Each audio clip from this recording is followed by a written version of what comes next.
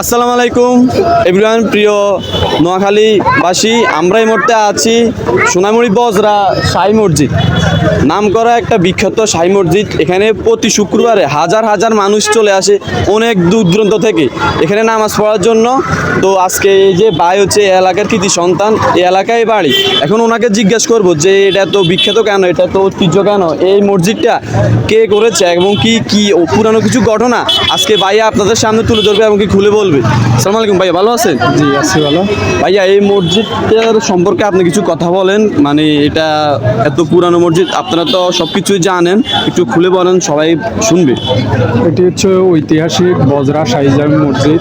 এটি নোয়াখালীর সোনাইমুড়ি বজরাতে অবস্থিত, যা স্থাপন করা হয়েছে প্রায় 400 বছর আগে।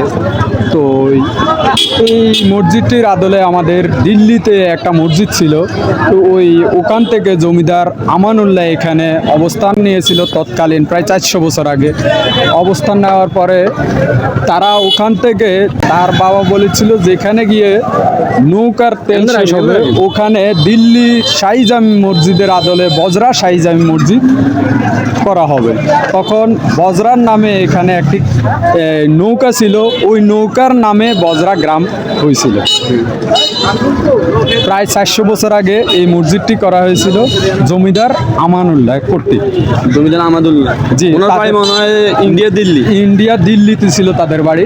তো ওই নৌকা যখন এখানে অবস্থান করেছিল এই দিঘির কুল ঘেঁষে, তখন এখানে এই মসজিদটি স্থাপন করা হয়েছে। মানে ওনাদের নৌকার তেল শেষ হয়ে গেছে এই জায়গায় এসে, তো এই মসজিদটি ওনারা স্থাপনা করেছে। হ্যাঁ, এই জায়গাতে এসে মসজিদটি স্থাপন করেছে।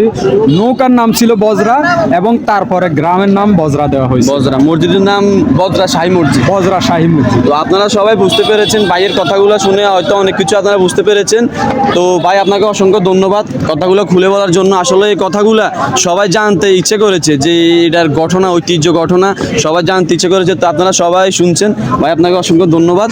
তো এই ভিডিওটা বেশি বেশি শেয়ার করবেন, আশা করি নোয়াখালীর মানুষ ভিডিওটা বেশি বেশি শেয়ার করবেন, সবাইকে দেখার সুযোগ করে দেবেন। আসসালামু আলাইকুম।